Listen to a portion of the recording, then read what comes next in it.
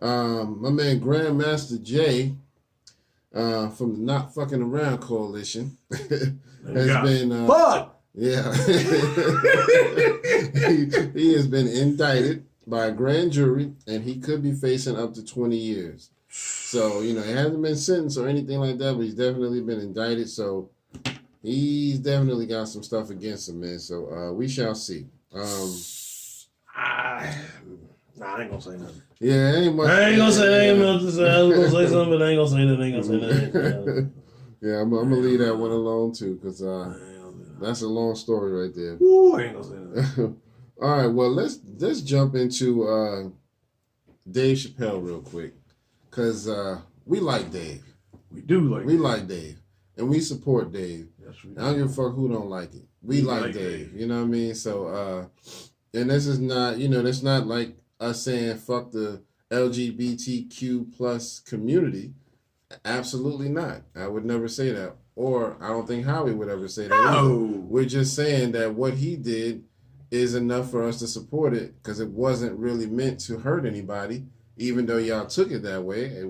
That's just how y'all took it. And the thing of it is, what's crazy about it, because like what happened was, the guy was showing his sign. They took his sign, broke it, and then talk about, he got a weapon. Yeah, like they really did some. Took the man's sign. They took the stick and gave him the stick. They literally did some bitch ass nigga shit. Yeah, I want to say something else, but I can't. So I'm gonna get quoted the bitch ass nigga shit. Yeah. That's what the fuck they did, man.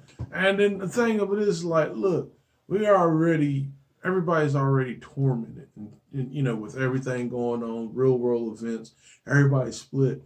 It was really a fresh, even though this was towards a celebrity.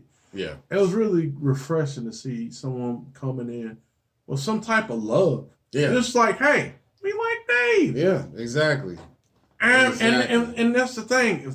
If this movement is supposed to be about, and this is the thing too, the gays and the lesbians and the bisexual people, they don't really have a problem with most people.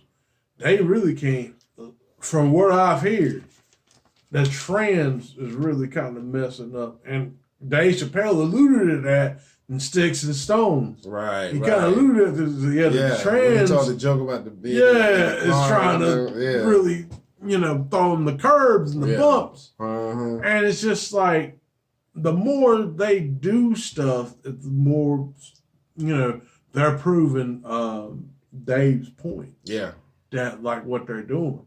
And I don't think there was anything malicious in his special. Right. At all. Exactly. I don't either. At all. So. But, it is what it is, man. I mean, I definitely, when I watched it with pure logic and intellect, and I could not really see where people had the right to be upset. You know what I mean? I don't know. I just don't get it. You know what I mean? So, I don't know. For me, it just didn't hit me that way. Oh, and let's go Brandon. Yeah. There you go. Brandon. Let's go.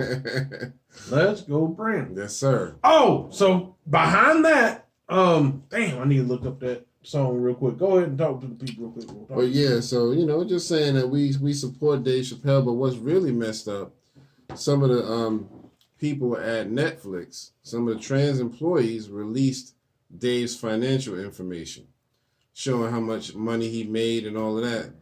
I don't see why you would even want to do that. That has nothing to do with anything. Whether he disrespected you or didn't disrespect you, releasing his financial shit, what is wrong with you? You have nothing else to lean on, so you decide, I'm going to put his money out there. We already know the man got a lot of money. Hell, he walked away from millions before, so he's never been that big into, I need a lot of money. Dave has never been hooked on money like that. You know what I mean? So I don't know what's happening. I'm assuming those people, I'm hoping that they got fired for doing that, for releasing his records, but I don't know. Did you hear whether they got fired or not? The ones who released his financial information? I don't know if they got fired. I know what happened was they actually had, when they actually went into the board, I think we talked about that last week, he went into the boardroom last week. Okay. And they went into the meeting and disrupted, and they kind of let some of them go because of that. Yeah. Because that's like a no-no in that culture. Yeah. You know what I'm saying? So. Okay. But yeah, man, you know, that whole Dave Chappelle thing, man, I'm sorry. I just, as much as I support anybody for their beliefs or sexual preferences, I support all of that shit. But I can't support being mad at somebody who didn't do anything wrong. You know what I mean? So. No. Oh, going back to the Let's Go Brandon real quick. So basically, this guy, what's his name? Loaz Alexander, he come out of Las Vegas. They got him tagged as a logo MAGA rapper. I don't know. That's white people shit. He's probably saying that. Song is catchy, though. You should check out the song is catchy. But it actually soars on iTunes, and it's actually number 2 behind Adele's newest hit song. Okay. Like, so tell them the story about this. So basically, he got the Let's Go. What happened was, it was a meme that started with the NASCAR interview with a guy. You know, his name, the actual NASCAR driver, is called Brandon Brown. His name is Brandon Brown, not his call, but his name is Brandon Brown. Right. But anyway, so what happened was he won, and everybody was like, "Fuck Joe Biden, fuck Joe Biden." So the newscaster was like, "Well, what are the people saying down there?" Well, they can't say "fuck Joe Biden" on national TV, so I understood what she was, but she was like, the newscaster was like, "Oh, let's go, Brandon." So yeah, so that's what the whole. Let's go, Brandon. Now everybody's saying, "Let's go, Brandon." That's the whole meme thing. Let's go, Brandon. And that's hilarious. Yeah, so he made a song. The song is actually pretty catchy. And like I said, for him to be number 2, and he's just like a local rapper, that is crazy. Yeah, man. And that also goes to show you that white people, if they want to be behind your ass when it comes to rapping, they can be behind you. Oh yeah, most definitely. If they want to. Oh yeah. So I'm gonna leave that alone. Leave that alone. Let's go, Brandon. Let's go, Brandon. Let's go, Brandon. Yeah, man. So that was crazy when you told me that story. But yeah. So we can move on if you want. We can kind of. Did you want to talk anything about the financial records for Dave Chappelle? Or are you good? Nah, I think we're good on that. Okay. Let's go ahead and talk about the Wu-Tang Saga, man. Yeah, Wu-Tang, man. Yeah. I encourage anybody to watch this show, man. It's so good, man. They're doing such a great job, just keeping your attention and making you want to see more, and seeing the behind the scenes kind of vision of how things got put together, and I'm really loving it, man. So I definitely encourage anybody to go see it. It's on Hulu. I ain't gonna say that. I ain't gonna say that. Or .org. So. Yeah, I ain't gonna say that. But yeah, man. So they got the people who play the Wu are doing a great job portraying them. You can tell they're not real rappers except for Dave East. You know what I mean? He's Dave the only East one. and Joey Badass. Yeah, well, Joey Badass. I keep forgetting about Joey Badass. But yeah, so. It's one of those, most of the people on there are not real rappers. So you can tell when they actually spit the bars, it's them recording Wu-Tang lyrics. So it's cool, but I ain't gonna lie, I'd rather hear the real shit sometimes. Now, I mean, that's one thing I could respect about them. I like the fact that they're using their real vocals. Yeah, I can respect that. And the fact that it's kind of they're trying to emulate as close to the original as they can. Exactly. I can respect that. You know what I'm saying? I can respect that. Then someone like dub over the track, and then they mouth and it's like, okay, you don't really even sound like that acting. There's no way you can sound like Method Man, or no way you sound like Inspector Deck. So yeah, I really appreciate them doing that. I mean, it's still you still have that energy. It's still not the Wu S like the real Wu right. But, it's still the... Now, I will say the guy that plays Old Dirty Bastard, I think he taps in a whole lot better yeah. than just about everybody else. Yeah, he does. He's doing the heck out of that, man. Yeah. I think the one that's playing Raekwon is doing a great job. Yeah.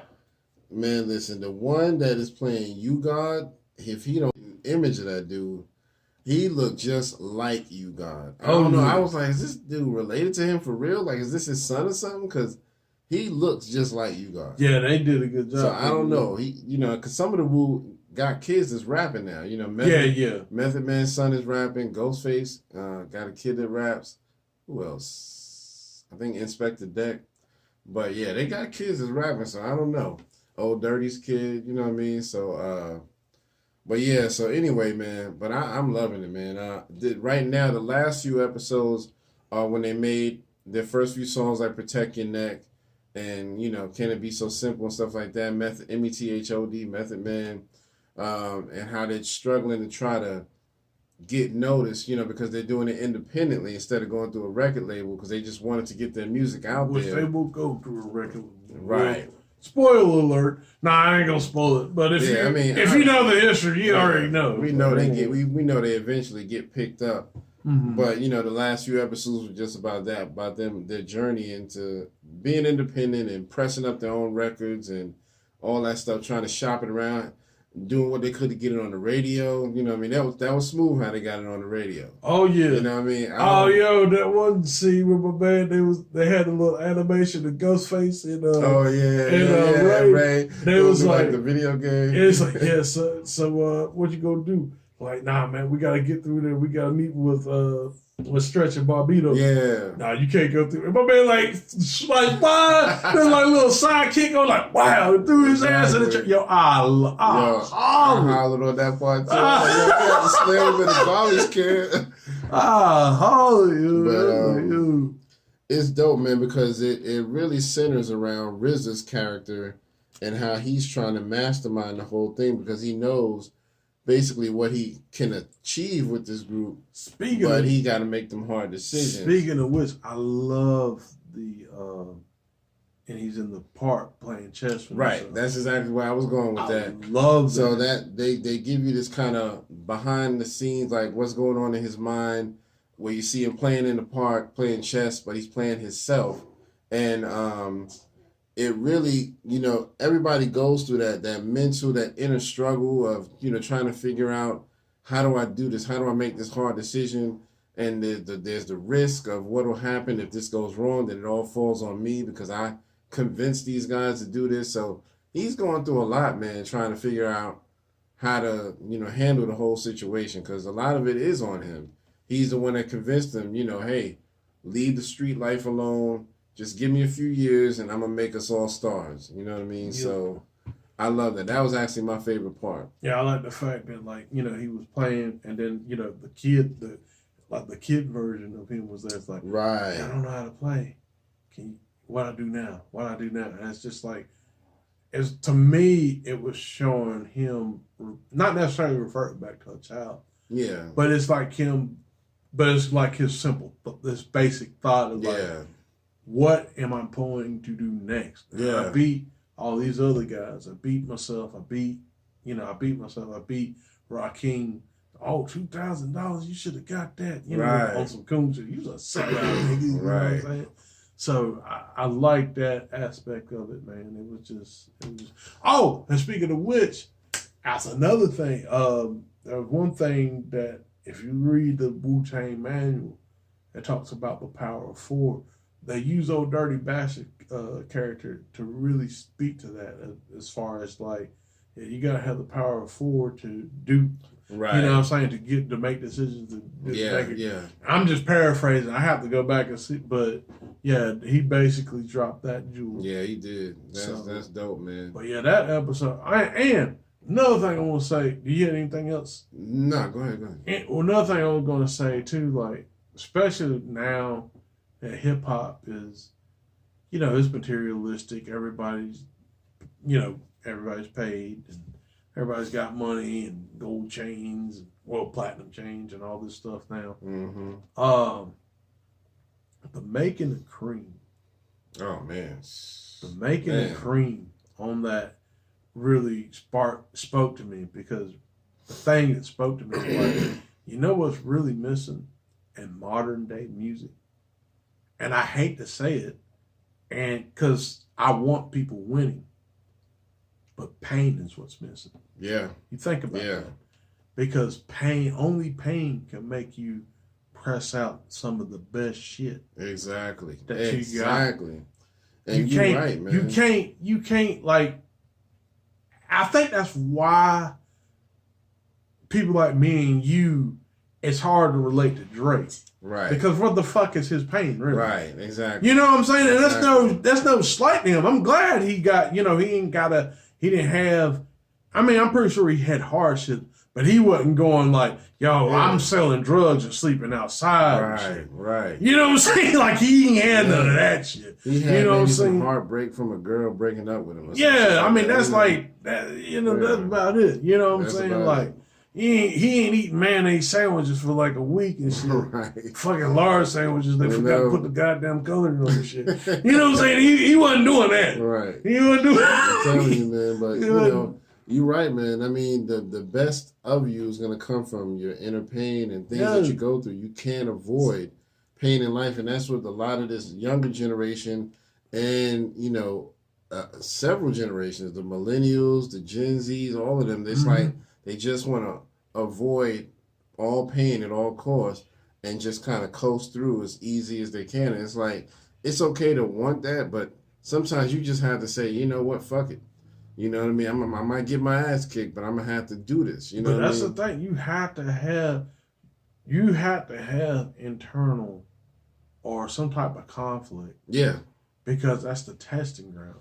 Yep. When that's the testing ground, what it does, it makes you're either gonna give up, give in, or you're gonna be stronger. You can, you know what I'm saying? That's the thing, you know. Absolutely.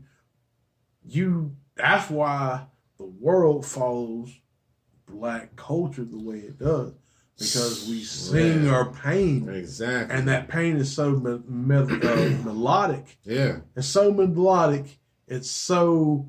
You know what I'm saying? It's so like they want to hear that shit. Yeah, it puts you in that frame of mind. Yeah, it's heartfelt when you hear it. Yeah, because they're singing with the depths of their being. Yeah. Even though if they're rapping, I think they rapping like they really seen this shit. Oh yeah.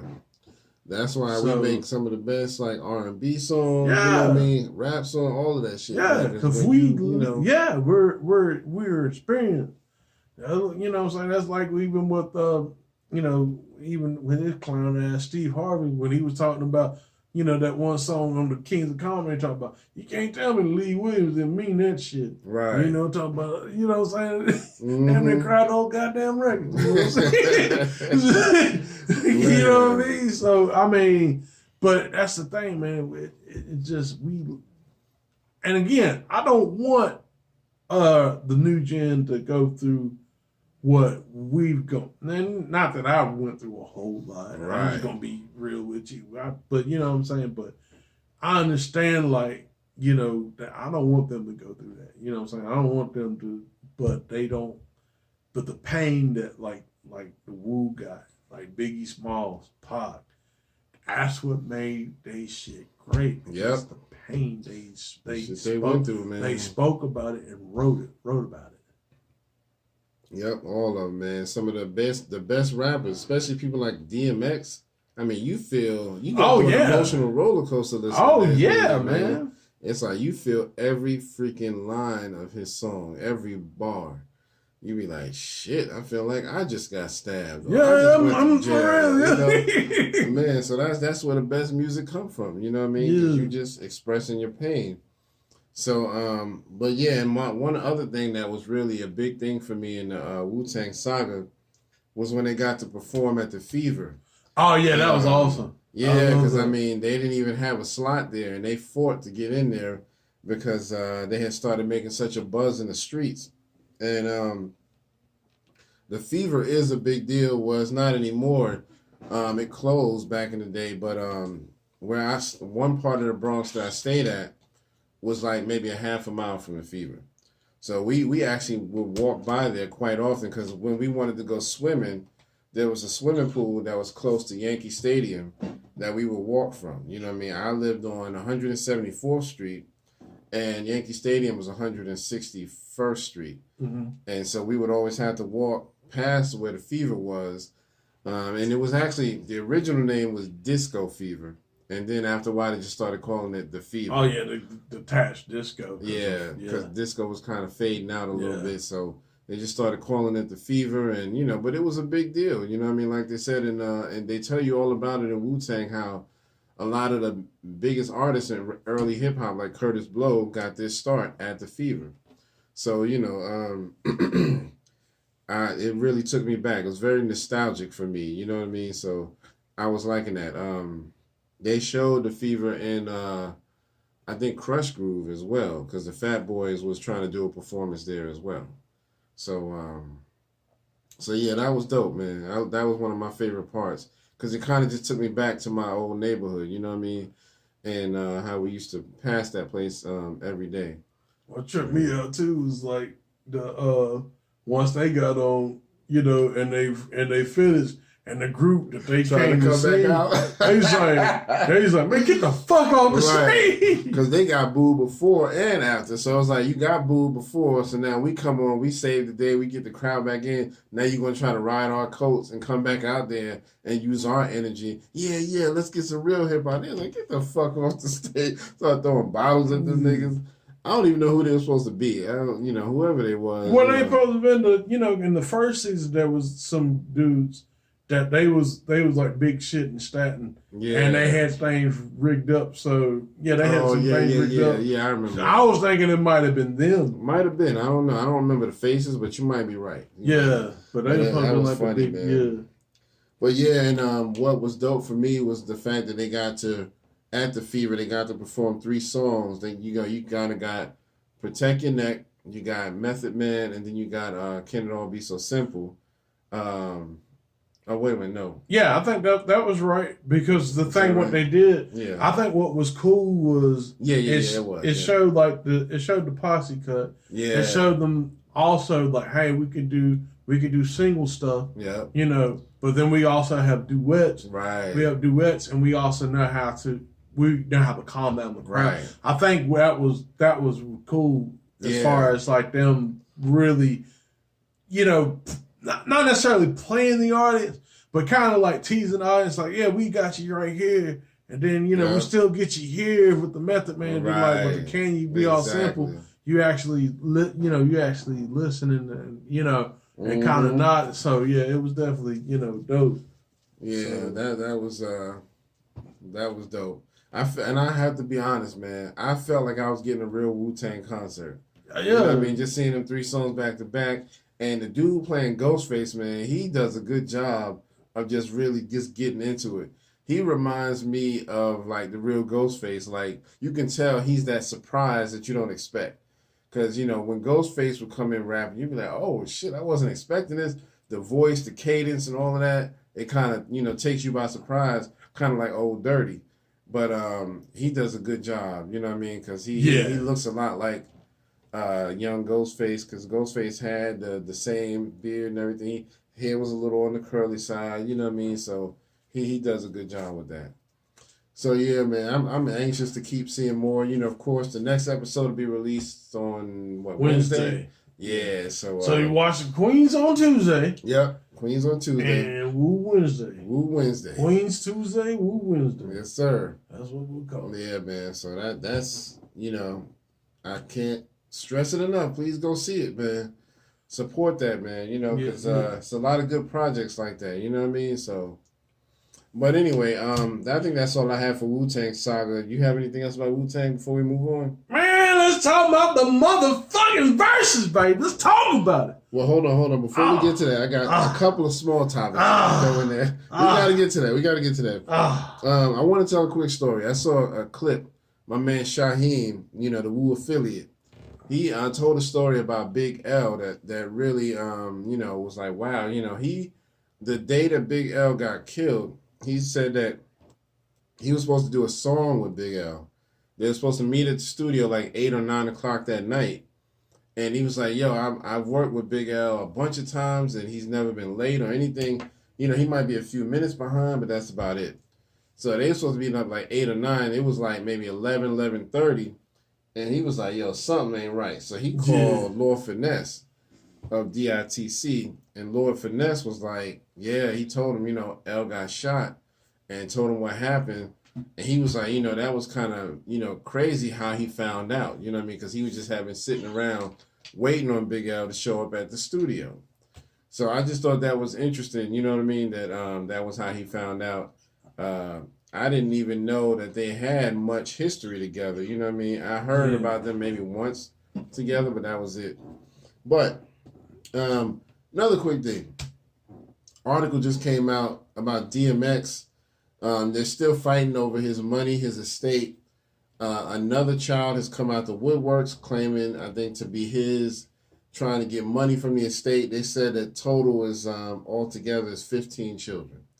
So I don't get stuff like that, man. I was telling Howie, you know, it's like, why we heard about you before? Why now? Yeah, why you coming? When it comes to just dividing up some money, all of a sudden you big and bold. Yeah, I should get some of that money. You know what I mean? If you've been his child all your life, then where were you? You know what I mean?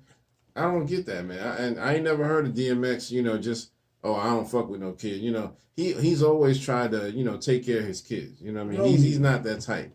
So I don't know, man. What did you think about that?